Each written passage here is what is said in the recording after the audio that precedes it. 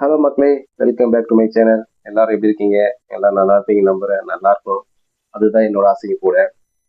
அடுத்த நிமிஷம் நிச்சயம் என்னது வாக்கிங்க.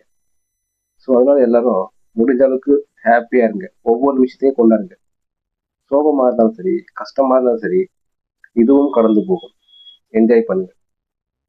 மானிடராய் பிறப்பதற்கு மாதவம் செய்திட வேணும்னு பெரியவங்க சொல்லியிருக்காங்க. ஆனா நாம எந்த ஒரு தவமே பண்ணாம மனுஷனா பிறந்திருக்கோம். ஸோ அப்படிப்பட்ட வாழ்க்கையை என்ஜாய் பண்ணுங்க. ஃபுல் என்ஜாய் பண்ணுங்க.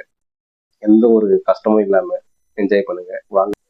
நம்ம எல்லாரும் கோல்ட கடத்தி பார்த்துருப்போம், டைமண்டை கடத்தி பார்த்துருப்போம், ஏன் புஷ்பா படத்துல வர மாதிரி இந்த ரோஸ் வுட்டை கடத்தி பார்த்துருப்போம், சந்தன மரத்தை கடத்தி பார்த்துருப்போம், விலை உயர்ந்த பொருட்களை அதை வாட்சி இந்த மாதிரி கடத்தி பார்த்துருப்போம், மண்ணுளி பாம்பு அதை கடத்தி பார்த்துருப்போம், இந்த கஞ்சா ஹெராயின் கொக்கைன் இந்த மாதிரி போதைப் பொருட்களை கடத்தி பார்த்துருப்போம், ஏன் சின்ன சின்ன குழந்தைகளை கடத்தி கூட பார்த்துருப்போம். ஆனா இங்க குழந்தை பிறந்ததுக்கு அப்புறம் அந்த பெண்ணோட வயிற்றுல இருந்து வர அந்த நஞ்சு குடி, அதாவது பிளசண்டான்னு சொல்லுவாங்க, அதை கடத்தி பார்த்துருக்கீங்களா? ஆமாங்க, கடத்திருக்காங்க. இதுக்கு முன்னாடி கடத்திட்டு இருந்திருக்காங்க. 1 கிலோ 2 கிலோ இல்லைங்க, கிட்டத்தட்ட 500 கிலோ. இது எதுக்காக இதை கடத்திட்டு போறாங்க? இது எடுத்து போய் என்ன பண்ணுவாங்க? இது எவ்வளவுக்கு வாங்குறாங்க? இது எவ்வளவுக்கு விற்கிறாங்க? இது எல்லாத்தையும் தெளிவா டீட்டெயிலா இந்த வீடியோல பார்க்கலாம். வாங்க வீடியோக்குள்ள போலாம்.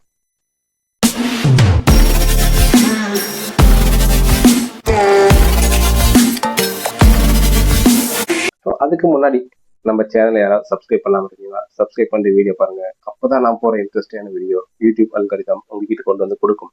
அப்படி கொடுக்கும் போது தான் இன்ட்ரெஸ்டிங் வீடியோ பார்க்க முடியும், உங்களுக்கு தெரிஞ்சுக்க முடியும்.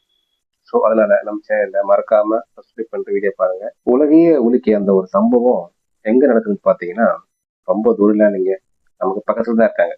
நம்ம பக்கத்து நாடான, நம்ம எதிரி நாடான பாகிஸ்தான் தான் அப்படி ஒரு சம்பவம் நடக்குது. ஒவ்வொரு மாசமும் இந்த கும்பல் என்ன பண்ணிருக்காங்கன்னா, ஒவ்வொரு ஹாஸ்பிட்டலும் போயிட்டு இந்த மனித நஞ்சு கொடிய கலெக்ட் பண்ணியிருக்காங்க.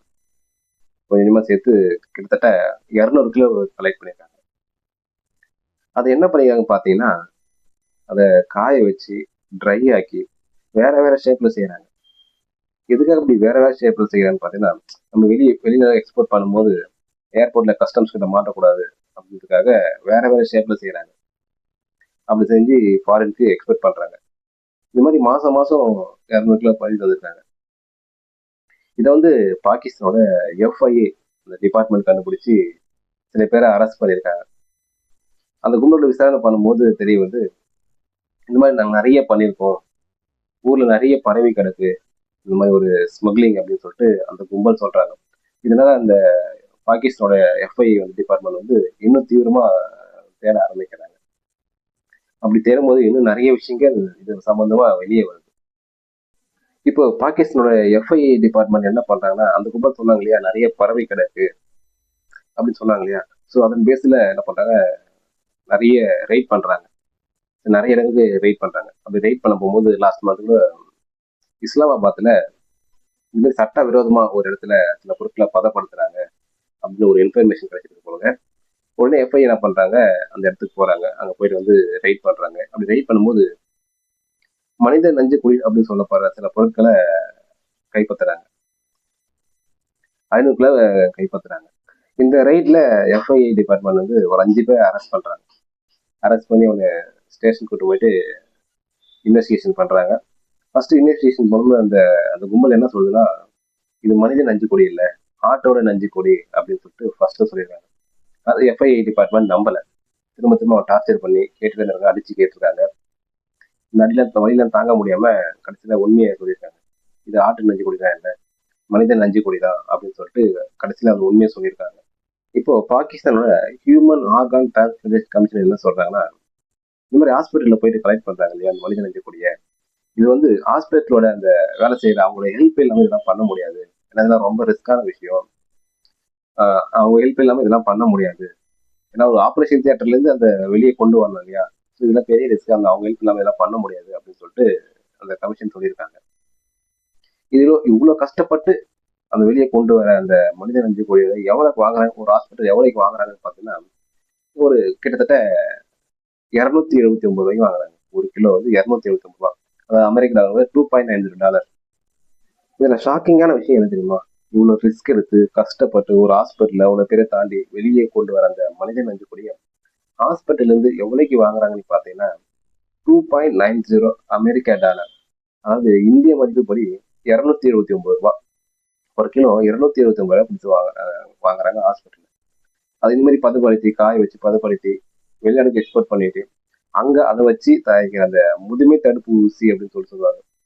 அது எவ்வளவு விற்கிறாங்கன்னு பாத்தீங்கன்னா கிட்டத்தட்ட 2,40,000 இந்திய மதிப்புப்படி 2,40,000 விற்கிறாங்க. இங்க 200 300 வாங்கிட்டு அங்க 2,40,000 விற்கிறாங்க. ஸோ இதனாலதான் அதனுடைய மவுஸ் அதிகமா கொடுக்கும். இதனாலதான் சரி, இந்த நஞ்சுக்குடி எதுக்காக ஒரு பெண்ணோட வயிற்றுல உருவாகுது அப்படின்னு பாத்தீங்கன்னா, இப்ப நம்ம எடுத்துக்கோங்க, நம்ம உயிர் வாங்கினா நமக்கு என்ன தேவை? ஆக்சிஜன் தேவை, இந்த உடம்புக்கு எனர்ஜி தேவை. ஸோ அது இருந்தால் தான் நம்ம உயிர் வாங்கணும். அதே மாதிரி தான் அந்த பெண்ணோட வயிற்று இருக்க அந்த பேபிக்கும் ஆக்சிஜன் தேவை, எனர்ஜி தேவை. அப்பதான் அது உயிரோட இருக்க முடியும். ஸோ அந்த எனர்ஜியும் ஆக்சிஜனையும் கொடுக்கறதுக்காக தான் அந்த பிளசண்டா எடுத்து நம்ம ஒரு பெண்ணோட வயிற்றுல உருவாகுது. ஸோ அந்த மூலியமா தான் அந்த பேபிக்கு ஆக்சிஜன் போகுது, இந்த உடம்புக்கு தேவையான எனர்ஜி போகுது. ஸோ அப்படி உருவான அந்த நஞ்சு கொடி குழந்தை பிறந்தப்போ ஏன் வெளியே வருது அப்படின்னு பாத்தீங்கன்னா, அந்த நஞ்சுக்குடி எதுக்காக உருவாகுது? அந்த குழந்தைக்கு ஆக்சிஜன் கொடுக்கறதுக்காகவும் எனர்ஜியை கொடுக்கறதுக்காக அந்த பிளசண்டா உருவாகுது. ஸோ அப்படி உருவாகின அந்த பிளசண்டா, ஸோ பேபி வெளியே வந்ததுக்கு அப்புறம் அதுக்குள்ள அங்கே வேலை இல்லை. ஸோ அப்படி வேலை இல்லாத போது அந்த பேபி பிறந்ததுக்கு அப்புறம் அதுவும் சேர்ந்து வெளியே வந்தது. அப்படி வெளியே வர அந்த நஞ்சு கோழியோட ஆயுட்காலம் லைஃப் எவ்வளோன்னு பார்த்தீங்கன்னா 24 hours தாங்க.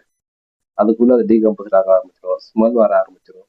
ஸோ அதுக்காக என்ன பண்ணுவாங்கன்னு பார்த்தீங்கன்னா, ஒரு எல்லோ கவர்ல டைட்டா கட்டி ஒரு கூலிங்கான ஏரியா வச்சிருவாங்க, ஒரு ஃப்ரீசர்மான ஏரியால வச்சிருவாங்க. அப்பதான் அது டீகம்போஸ் ஆகாம இருக்கும். ஸோ எதுக்காக அந்த எல்லோ கலர் கவர் கட்டுறாங்கன்னு பார்த்தீங்கன்னா, ஸோ மனித உடம்புகளை அந்த கழிவுகளை உடம்புகளை வந்து ஒரு எல்லோ கலர் கவர் தான் கட்டி வைப்பாங்க. அந்த பயோமெடிக்கல் மேனேஜ்மெண்ட் வந்து அந்த எல்லோ கவர் தான் கட்டி வைப்பாங்க. இப்போ கவர்ல கட்டி வச்ச அந்த நஞ்சு கொடி வந்து டிஸ்போஸ் பண்ணணும் இல்லையா? அதுக்காக என்ன பண்ணுவாங்கன்னா, கவர்மெண்ட் அப்ரூவல் வாங்கின அந்த பயோமெடிக்கல் வேஸ்டேஜ் மேனேஜ்மெண்ட் அப்படின்னு சொல்லுவாங்க. அவங்க வந்து எடுத்துட்டு போவாங்க. அவங்க எடுத்துட்டு போய் அதை டிஸ்போஸ் பண்ணுவாங்க. அவங்க எப்படி டிஸ்போஸ் பண்ணுவாங்கன்னா, புதைக்கலாம் மாட்டாங்க. ஸ்டாண்டர்ட் மெடிக்கல் அந்த ப்ரொசீஜர் படி எரிச்சிருவாங்க. அவங்க எரிக்கிற அந்த நஞ்சு கொடியோட ரெக்கார்ட்ஸை கரெக்டா மெயின்டைன் பண்ணுவாங்க. இது யாரோட நஞ்சு கொடி, எந்த அட்ரஸ் இருந்தது அப்படின்னு சொல்லிட்டு கரெக்டா மெயின்டைன் பண்ணுவாங்க. அப்படி மெயின்டைன் பண்ண ரெக்கார்டை அப்பப்போ போய் செக் பண்ணுவாங்க. கரெக்டா இருக்கா, யாராவது மாத்திருக்காங்க அப்படின்னு சொல்லிட்டு அப்பப்போ போய் செக் பண்ணுவாங்க. அப்படிப்பட்ட நஞ்சு கொடியை தான் பாகிஸ்தான்ல சேர்ந்த சில கும்பல் வந்து ஹாஸ்பிட்டல் போய் ஸ்மக்லிங் பண்ணி அதை வெளியே கொண்டு வந்து இப்படி வெளிநாடுகளுக்கு எக்ஸ்போர்ட் பண்றாங்க. பாகிஸ்தான் ஒரு ரூல்ஸ் இருக்குங்க. இந்த மாதிரி இந்த மனித நஞ்சு கொடியை வந்து மணி மைண்டடா யூஸ் பண்ணீங்கன்னா அவங்க வந்து 10 வருஷம் ஜெயில் தண்டனை, 3600 அமெரிக்கா டாலர், கிட்டத்தட்ட ஒரு 4 லட்சம் ரூபாய் வச்சுங்க, அவங்க ஃபைனும் போடுவாங்க. ஆனால் அப்படி இருந்தும் சில கும்பல் வந்து தைரியமா இது வந்து பண்றாங்களா அப்படின்னா பார்த்தீங்கன்னா இந்த பிளசண்டாவுக்கு எவ்வளவு வேல்யூ இருக்குன்னு பார்த்துக்கோங்க. இப்படி ஃபாரினுக்கு எக்ஸ்போர்ட் பண்ற அந்த நஞ்சு கொடியை வச்சு என்ன பண்ணுவாங்க, அதை வச்சு என்ன தயாரிக்கிறாங்க அப்படின்னு கேட்டீங்கன்னா, நம்ம லேடிஸ்லாம் சொல்லி கேள்விப்பட்டிருக்கோம், நம்ம எப்பவுமே எங்கா இருக்கணும், நம்ம ஏஜ் அந்த மாதிரி தெரியக்கூடாது, நம்ம ஃபேஸ் கட் வந்து எங்காவே இருக்கணும் அப்படின்னு சில லேடிஸ்க்கு எல்லாம் ஃபாரின்ல சொல்லி நம்ம கேள்விப்பட்டிருக்கோம். ஸோ அதுக்காக தான் இந்த நஞ்சு கொடியை யூஸ் பண்றாங்க. அது எப்படி யூஸ் பண்றாங்க பார்த்தீங்கன்னா, டைரக்டா அவங்க எடுத்துக்க மாட்டாங்க. இங்க எக்ஸ்போர்ட் பண்ற அந்த நஞ்சு கொடியில ஒரு கம்பெனிக்கு போகும், ஒரு மெடிக்கல் கம்பெனிக்கு போயிட்டு அங்க வந்து அது வந்து ஒரு இன்ஜெக்ஷனா மேனுஃபேக்சர் பண்றாங்க. அந்த இன்ஜெக்ஷனை வாங்கி தான் இன்ஜெக்ட் பண்ணிப்பாங்க. அப்படி பண்றதுனால நம்ம எப்பவுமே எங்க இருப்போம் அப்படின்னு சொல்லி ஒரு மூட நம்பிக்கை. இந்த இன்ஜெக்ஷனை யூஸ் பண்றதுனால நம்ம எப்பவுமே எங்க இருப்போம் அப்படின்னு சொல்லிட்டு ஒரு சயின்டிபிக் ரெக்கார்ட்ஸ் எதுவுமே கிடையாது. ஸோ இருந்தாலும் அதை வாங்கி யூஸ் பண்றாங்க. இன்னொரு விஷயம் சொன்னா நீங்க காக்காயிடுங்க, அந்த இன்ஜெக்ஷனோட விலை எவ்வளோன்னு பார்த்தீங்கன்னா கிட்டத்தட்ட 2,40,000. ஒரு இன்ஜெக்ஷன் விலை 2,40,000 ரூபாய். இங்க நம்ம ஏரியால உடம்பு சரியில்லைன்னா ஒரு 300-400 கொடுத்து இன்ஜெக்ஷன் போடுறதுக்கு அழுவாங்க. ஆனா அங்க நான் இளமையாவே இருக்கணும் அப்படின்றதுக்காகவே கிட்டத்தட்ட ஒரு 2 லட்சம் ரூபாய் செலவு பண்றாங்கன்னா பார்த்துக்கோங்க. சரியா மெயின்டைன் பண்ணாத அந்த நஞ்சு கொடிந்து தயாரிக்க அந்த இன்ஜெக்ஷன் யூஸ் பண்றதுனால நம்ம உடம்புல HIV வைரஸும் ஹெப்படைட்டிஸ் வைரஸும் வரதுக்கு வாய்ப்பு இருக்குன்னு சொல்றாங்க. இந்த மாதிரியான நஞ்சு கொடியை கடத்துற அந்த கும்பலை தான் இப்ப பாகிஸ்தானோட FIA அரெஸ்ட் பண்ணிருக்காங்க. மக்களே நீங்க கமெண்ட்ல சொல்லுங்க, இந்த மாதிரி இந்த நஞ்சு கொடி வச்சு தயாரிக்கிற அந்த ஊசி யூஸ் பண்றதுனால எப்பவுமே இளமையா இருப்பாங்களா, இல்ல அது வந்து ஒரு கட்டுக்கதையா அப்படின்னு நீங்க கமெண்ட்ல சொல்லுங்க. இது மாதிரி இன்ட்ரெஸ்டிங்கான ஒரு வீடியோவை நாம நாளைக்கு சந்திக்கலாம். நன்றி, வணக்கம்.